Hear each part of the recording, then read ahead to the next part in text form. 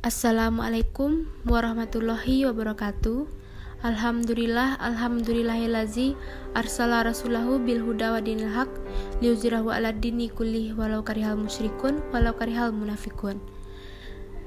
Yang terhormat Bapak Dr. Zainal Azwar MAG sebagai pengampu mata kuliah perbandingan mazhab dalam sumber dan dalil hukum Islam. Baik, kami dari kelompok 3 akan membahas tentang dalalah Al-Quran dan implikasinya. Saya Latifah, NIM 1813020018. Di sini saya akan membahas tentang pengertian qat'i dan zonni. Qat'i secara bahasa adalah putus, pasti atau diam. Qat'i dan zonni merupakan salah satu bahasan yang cukup rumit di kalangan usuliyun atau ulama ahli usul fikih ketika mereka berhadapan dengan kekuatan suatu hukum atau sumber suatu dalil. Pengertian qat'i secara istilah menurut Muhammad Abdul Wahab Khalaf adalah suatu yang menunjukkan kepada makna tertentu dari suatu teks, ayat atau hadis. Qat'i tidak mengandung kemungkinan takwil serta tidak dapat memaknai selain makna dari teks tersebut. Penunjukan makna dari ayat tersebut adalah qat'i.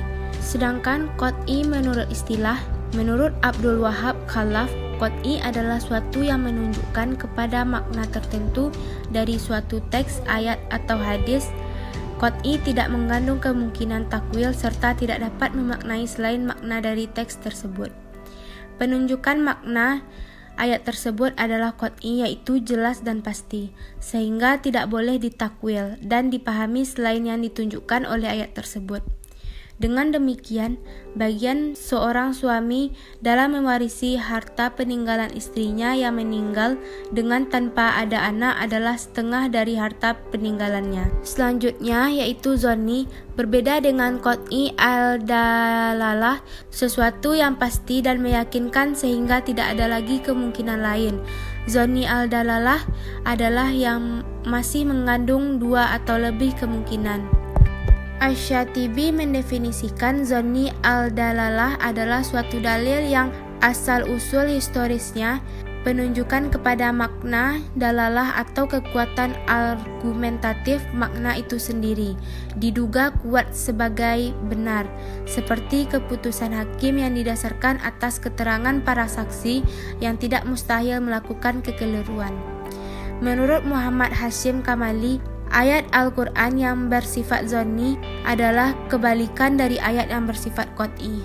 Ia terbuka bagi pemaknaan, penafsiran, dan ijtihad. Penafsiran yang terbaik adalah penafsiran yang dijumpai secara keseluruhan dalam Al-Quran dan mencari penjelasan-penjelasan yang diperlukan pada bagian yang lain dalam konteks yang sama atau bahkan berbeda. Adapun zonni menurut kesepakatan ulama adalah dalil ayat atau hadis yang menunjuk kepada suatu makna yang mengandung pengertian lain. Assalamualaikum warahmatullahi wabarakatuh. Nama saya Andri Gustamar, NIM 1813020027. Baik, saya akan melanjutkan pembahasan yang kedua, yaitu qat'i dan zonni dalam Al-Quran serta contoh masing-masing. Yang pertama itu contoh ayat-ayat qat'i. Ayat yang pertama dapat kita lihat dalam Al-Quran, yaitu ayat tentang perintah mendirikan salat. Wa aqimus sholata, artinya laksanakanlah salat. Ayat ini belum pasti menunjukkan kewajiban salat dan belum pasti juga yang dimaksud dengan salat di sini adalah kegiatan yang dimulai dengan takbir dan diakhiri dengan salam. Namun, menurut Syihab, melalui beberapa presentasi lain dapat dipastikan bahwa yang dimaksud dengan perintah salat di sini adalah wajibnya melakukan sholat 5 kali dalam sehari semalam. Hal ini juga diperkuat dengan sikap Rasulullah dan sahabat-sahabat beliau yang tidak pernah meninggalkan sholat 5 waktu sekalipun. Beliau juga menegaskan bahwa perbedaan antara muslim dan kafir adalah sholat, dan masih banyak lagi dari yang lainnya. Yang kedua yaitu surat An-Nisa ayat 12. Bismillahirrahmanirrahim. Walakum nisfu ma taraka azwajukum in lam yakul lahun walad.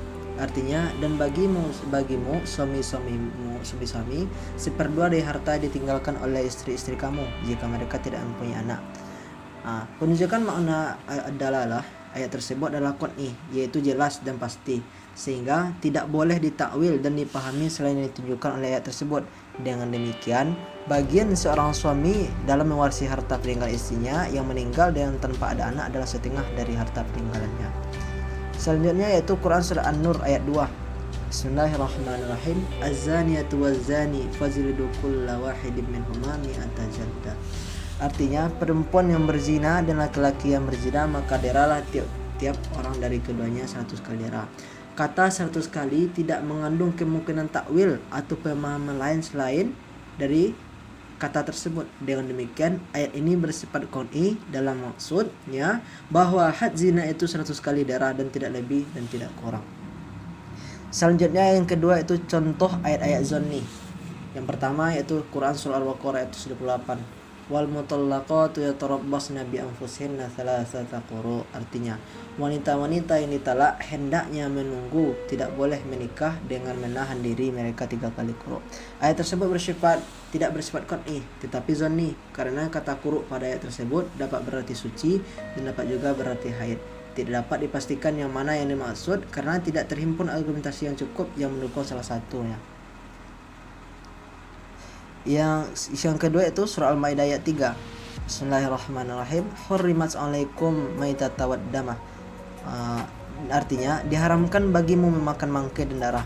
Lafaz al-maitah pada ayat tersebut bersifat am, yang mempunyai kemungkinan mengharamkan setiap bangkai, atau keharaman itu dikecualikan selain bangkai binatang laut.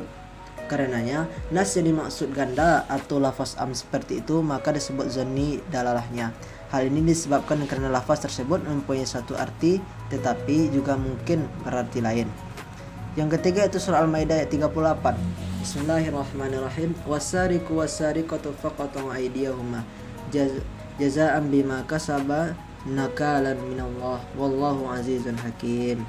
Artinya, laki-laki yang mencuri dan perempuan yang mencuri, potonglah tangan keduanya sebagai pembalasan bagi apa yang mereka kerjakan. Kata tangan dalam ayat ini mengandung beberapa kemungkinan yang dimaksudkan, yaitu tangan kanan atau tangan kiri. Di samping juga mengandung kemungkinan tangan itu hanya sampai pergelangan saja atau sampai kepada siku. Kekuatan hukum kata-kata seperti ini menurut para ulama ushul fikih bersifat zonni. Oleh sebab itu, para mujtahid boleh memilih pengertian yang terkuat menurut pandangannya serta didukung oleh dalil lain. Selanjutnya untuk pembahasan yang ketiga yaitu pengaruh qat'i dan zonni terhadap penafsiran. Yang pertama yaitu pandangan ulama ushul fikih. Ulama ushul fikih dalam menetapkan dua konsep yaitu qat'i dan zonni adalah, maka konsep yang pertama yaitu konsep qat'i itu tidak membawa angin segar atau tidak membuka adanya peluang untuk memaknai atau menakwilkan dan menafsirkan. Karena menurutnya makna yang dikandungkannya nas qat'i tersebut sudah sangat jelas dan tegas. Namun konsep kedua yaitu zonni adalah sangat terbuka luas kesempatan untuk memaknai, menakwilkan dan menafsirkan sesuai dengan kecenderungan masing-masing para mufassir atau para mujtahid, terutama bila nas itu dilihat dari segi hukum. Yang kedua itu pandangan ulama tafsir. Ulama tafsir tidak memuat klasifikasi tentang nas Al-Quran mengenai qat'i dan zonni sebagaimana yang dibuat dan ditetapkan oleh ulama usul. Kenyataan ini dapat dibuktikan dengan membuka lembaran kitab-kitab ulama Al-Quran, misalnya Al-Burhan karya Al-Zarkashi atau Al-Itqan oleh As-Suyuti dan Mabahis fil Ulumil Quran oleh Mana'ul Khatan. Ketiganya tidak membahas soal tersebut. Pertanyaannya, mengapa demikian? Jawabannya, ulama-ulama tafsir menekankan bahwa Al-Quran hamalas li al-wujud. Al-Quran mampu mengandung ungkapan. Seorang tidak dinamai mufassir kecuali jika ia mampu memberi interpretasi beragam terhadap ayat Al-Quran. Seiring dengan pendapat ulama tafsir di atas, seorang pemikir kontemporer kelahiran Aljazair yaitu Muhammad Arqam menulis tentang ayat-ayat Al-Quran sebagai berikut. Kitab suci itu mengandung kemungkinan makna yang akan terbatas. Ia menghadirkan berbagai pemikiran dan penjelasan pada tingkat dasariah. Ia menghadirkan berbagai pemikiran dan penjelasan pada tingkat dasariah, eksistensi yang absolut. Ia dengan demikian selalu terbuka dan tak pernah tetap dan tertutup hanya pada satu penafsiran makna. Menurut Qadhi Shihab, di sisi lain kita dapat berkata bahwa setiap nas atau redaksi mengandung dua dalalah kemungkinan arti. Bagi pengucapannya, redaksi tersebut hanya mengandung suatu arti saja, yakni arti yang dimasukkan olehnya. Inilah yang dimaksud dengan dalalah hakikiyah. Tetapi bagi para pendengar atau pembaca, dalalahnya bersifat relatif. Mereka tidak dapat memastikan maksud pembicaraan. Pemahaman mereka terhadap nas atau redaksi tersebut apakah dipengaruhi oleh banyak hal. Mereka dapat berbeda pendapat. Yang kedua ini dinamai dengan dalalah nisbiyah. Mungkin hanya sekian dapat saya sampaikan. Kalau ada salah dan saya mohon maaf. Wabillahi taufiq wal hidayah. Assalamualaikum warahmatullahi wabarakatuh.